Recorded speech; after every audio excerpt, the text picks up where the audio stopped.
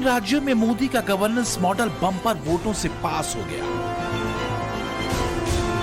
3 राज्यों की सत्ता में कमल खिला तो तेलंगाना में भी बीजेपी की परफॉर्मेंस बेहतर हुई, लेकिन लगता है ये कमल कुछ लोगों के लिए बेमुरव्वत नफरत की वजह बन गया। खबर मध्य प्रदेश से आई और हैरान करने वाली। सीहोर जिले के एक गांव में रहने वाली ये समीना है। इन पर जो बीती है वो ये बताता है कि कमल से नफरत करने वाले किस हद तक जा सकते हैं। हुआ क्या, पहले ये सुनो। चुनावों में समीना ने बीजेपी को वोट किया था। 4 दिसंबर को समीना बच्चों के साथ बीजेपी की जीत की खुशियां मना रही थी। इस बीच समीना का देवर उनके पास पहुंचा और कमल को वोट देने पर समीना की बर्बर पिटाई कर दी। मध्य प्रदेश के सीहोर में एक मुस्लिम महिला की उसके देवर ने बर्बर तरीके से पिटाई की। पिटाई की वजह यह थी कि महिला ने बीजेपी को वोट डाला था। सवाल यह है कि आखिर कमल और बीजेपी के प्रति इतनी ज्यादा नफरत क्यों है? क्या हिंसा के जरिए बीजेपी के खिलाफ माहौल पैदा करने की कोशिश की जा रही है ताकि बीजेपी के पक्ष में बढ़ता मुसलमानों का रुझान रोका जा सके? खबर जंगल में आग की तरह फैली। जैसे ही सीएम शिवराज को इस घटना की जानकारी मिली, उन्होंने ट्वीट किया और लिखा, मेरी बहन, तुम किसी बात की चिंता मत करना, तुम्हारा भाई सदैव तुम्हारे साथ है। सीएम शिवराज ने आगे लिखा कि मजबूत लोकतंत्र के लिए बीजेपी को अपना मत देने पर मेरी एक बहन को उसके परिवार द्वारा प्रताड़ित करने का मामला मेरे संज्ञान में आया है। मैंने इस संबंध में अधिकारियों को निर्देशित कर उचित कार्रवाई करने को कहा है। इसके साथ ही पीड़ित बहन को पूरी सुरक्षा और आर्थिक सहायता भी दी जाए। शिवराज ने न सिर्फ मुख्यमंत्री आवास में समीना और उसके बच्चों से मुलाकात की, बल्कि 1 लाख रुपए की आर्थिक मदद भी दी और आरोपी पर सख्त कार्रवाई का भरोसा भी दिया। मैंने भाजपा को वोट दिया था, इसलिए मैंने मारपीट खाई। वो नाराज हो रहा था, कहने लगा मैं भैया के साथ हूँ, वो मेरे भैया है, वो मेरी फिक्र करते हैं, तो मैं दूंगी उनके लिए वोट, को नहीं दूंगी। कौन नाराज हो रहा था? देवर जावेद। क्या किया आपने? उसने मारपीट करी मेरे साथ, कहने लगा वो वोट कौन दिया आपने। फिर अभी आपको किसने बुलाया था? शिवराज भैया ने।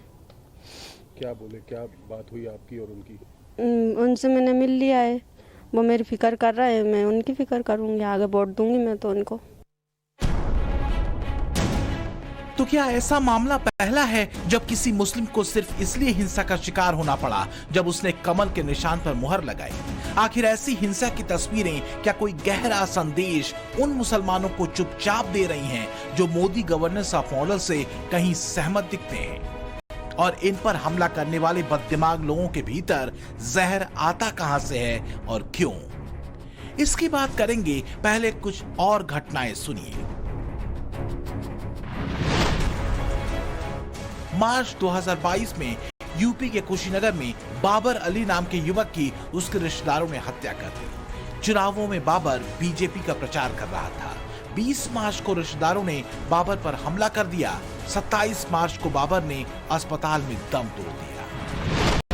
इसी तरह 29 मार्च 2022 को अमेठी में एक बुजुर्ग महिला सैमुला की जमकर पिटाई उसके बहू और बेटे ने कर दी और फिर घर से निकाल दिया, सिर्फ इसलिए क्योंकि सैमुला ने कमल के निशान पर मुहर लगाई थी। एक और घटना कानपुर में घटी थी, जहां शकील अहमद नाम के एक शख्स को पड़ोसियों ने बुरी तरह पीटा।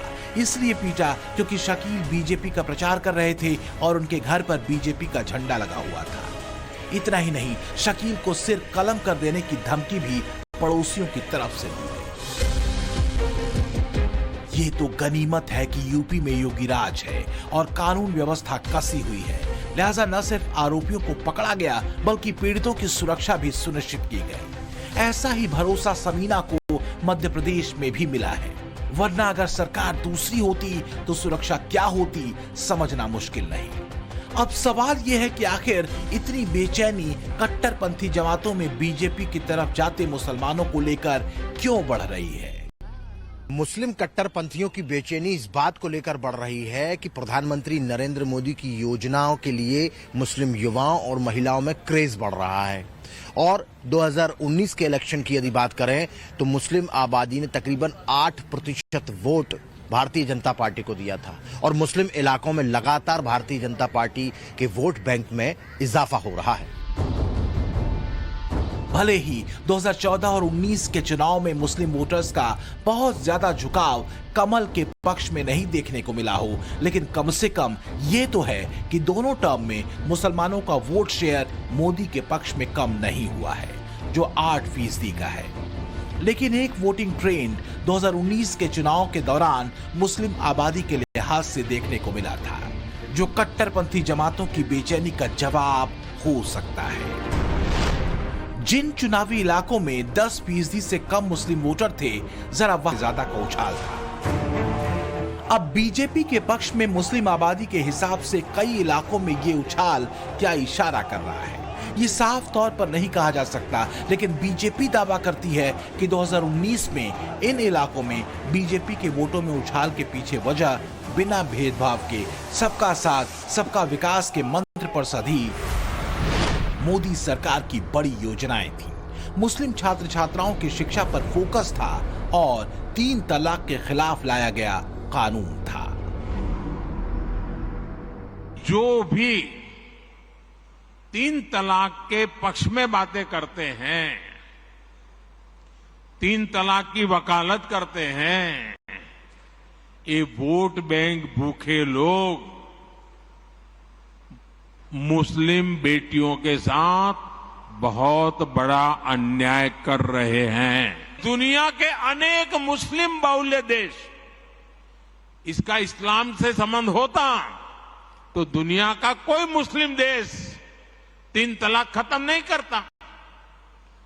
मुस्लिम बहुल्य देश जहां पूरी तरह इस्लाम राज्य है, वहां भी 3 तलाक बंद कर दिया है।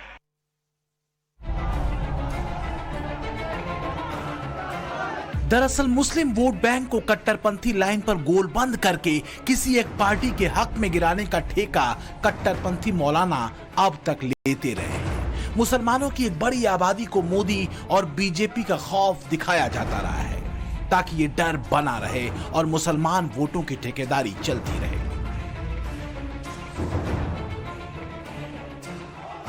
लेकिन 2014 के बाद गवर्नेंस के मोदी मॉडल ने सबका साथ सबका विकास के मंत्र पर योजनाओं को कसा, जिसमें हर हिंदुस्तानी के लिए लागू की गई योजनाएं थी। इसमें प्रधानमंत्री आवास योजना, प्रधानमंत्री जनधन योजना, गरीब कल्याण योजना, उज्ज्वला योजना, आयुष्मान भारत योजना और अटल पेंशन योजना जैसी योजनाओं का लाभ हर हिंदुस्तानी को मिला, बिना किसी भेदभाव के, बिना धर्म और जाति के भेद के। छोटे छोटे बच्चे थे, पति मर गए थे मेरे। मोदी सरकार ने मुझे मकान दिया प्रधानमंत्री योजना में, और फिर मुझे पेंशन भी मेरी लग गई, मिलती है पेंशन भी मुझे। फिर मुझे सिलेंडर भी मिला फ्री, राशन भी फ्री मिलता है, गेहूं भी मिलते हैं, चावल भी मिलते हैं। धीरे धीरे ही सही, लेकिन मुसलमानों को भय और भ्रम में रखने वाली कट्टरपंथी जमातों का भ्रमजाल अब टूट रहा है। इसी साल अप्रैल महीने में कर्नाटक के बिदरी कला के महारथी राशिद अहमद कादरी को जब पद्म सम्मान से नवाजा गया, तो उनकी भी एक गलतफहमी मोदी और मोदी सरकार को लेकर टूटी थी। मेरे पीरियड में 5 साल तक निकला नहीं हुआ। उसके बाद मैं खामोश बैठ गया कि बीजेपी गवर्नमेंट कही है हमको नहीं दे, मगर आप मेरा ख्याल गलत साबित करके मेरे को चुने, उसके लिए बहुत बहुत धन्यवाद। सवाल ये है कि मोदी और बीजेपी के खिलाफ क्या ऐसा माइंडसेट मुसलमानों में सिर्फ इसलिए कट्टरपंथियों ने तैयार किया क्योंकि बीजेपी तुष्टीकरण के विरोध में बोलती है, मोदी सबको साथ लेकर चलने की बात करते हैं, और पीएम मोदी कट्टरपंथ के बजाय मॉडर्न सोच से जुड़ने पर फोकस करते हैं। मुसलमानों के लिए भी कुछ खास योजनाएं उनके अपलिफ्टमेंट को लेकर, खासकर पिछड़े मुसलमानों के लिए मोदी सरकार ने चलाई। तो क्या जिन मुसलमानों ने इन योजनाओं की अहमियत और मोदी मॉडल के विजन को समझा, वो कट्टरपंथियों के निशाने पर आ गए? सिर्फ यूपी को ही अगर देखें तो 45 लाख पक्के आवास यहां पर दिए गए हैं। इसमें से 35% आवास मुस्लिम आबादी को मिले। इसी तरह 9 करोड़ लोगों को आयुष्मान योजना का कवर मिला है। इसमें से 5 लाख के कवर वाली योजना में 3 करोड़ मुस्लिम हैं। यूपी में 2 करोड़ 61 लाख शौचालय बनाए गए। इसमें से 35% शौचालय मुस्लिम आबादी को मिले। सवाल इस बात का है कि कौन सिर्फ कट्टरपंथी लकीर पर मुसलमानों को पीछे धकेलता है और उन्हें भड़काता है, और कौन तुष्टीकरण का विरोध करते मुसलमानों को साथ लेकर चलने का हिमायती है। लेकिन जिस किसी को भी ये बात समझ आ रही है, उसे धमकाया, डराया या हमले का शिकार बनाया जाता है। तो क्या कट्टरपंथी जमातों का असली टारगेट मुस्लिम युवाओं और महिलाओं में बीजेपी के बढ़ते प्रभाव को रोकना है? बीजेपी कहती है कि कट्टरपंथी जमातें खास तौर पर महिलाओं और युवाओं में बीजेपी के प्रति डर बैठाती हैं ताकि उसका राजनीतिक फायदा उठाया जा सके। अब जब ये भ्रम टूट रहा है तो कट्टरपंथी जमातों को इसकी चिंता हो रही है और वो ऐसे फेसेस को टारगेट कर रहे हैं जो लिबरल हैं, और वो ये संदेश तमाम लिबरल मुसलमानों को देना चाहते हैं। मोदी का फोकस देश के युवाओं पर है। 61% से ज्यादा देश की आबादी वास्तव में अगर बदलते ग्लोबल ऑर्डर में अपनी भूमिका से चूकी तो देर हो जाएगी। 2047 तक अगर भारत को विकसित देश बनाना है तो इसमें मुस्लिम युवाओं की भी भूमिका अहम है। यही वजह है कि कई बड़ी योजनाएं खासकर मुस्लिम युवाओं को लेकर के मोदी मॉडल ने रखी है। इसमें से एक उड़ान योजना है जिसमें मुस्लिम छात्र छात्राओं को प्रतियोगी परीक्षाओं के लिए फ्री कोचिंग दी जाती है। घर पर रहकर तैयारी करने वाले मुस्लिम छात्र छात्राओं को 1500 रुपए और बाहर रहकर पढ़ाई करने वाले मुस्लिम छात्र छात्राओं को 3000 रुपए दिए जाते हैं। दूसरी योजना है शादी शगुन योजना। इसमें ग्रेजुएशन करने वाली मुस्लिम लड़कियों को 51,000 रुपए की राशि दी जाती है। मोदी सरकार की तीसरी योजना है उस्ताद योजना। मुस्लिम कारीगरों को एक्सपर्ट बनाने के मकसद से स्पेशल ट्रेनिंग इस योजना के तहत दी जाती है। इसके अलावा स्वरोजगार के लिए आर्थिक मदद का भी प्रावधान है। सीखो और कमाओ योजना।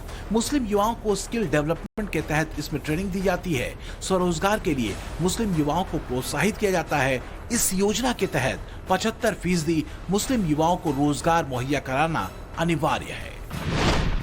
एक और योजना है ईदी योजना। इसमें मुस्लिम छात्र छात्राओं को प्रधानमंत्री छात्रवृत्ति मिलती है।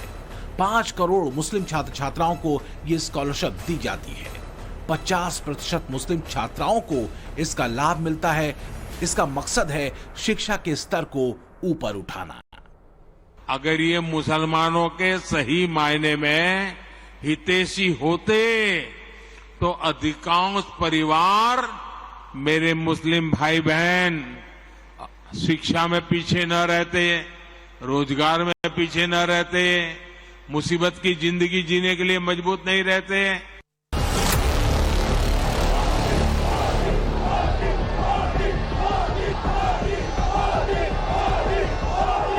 Bureau report, times now, Navbharat.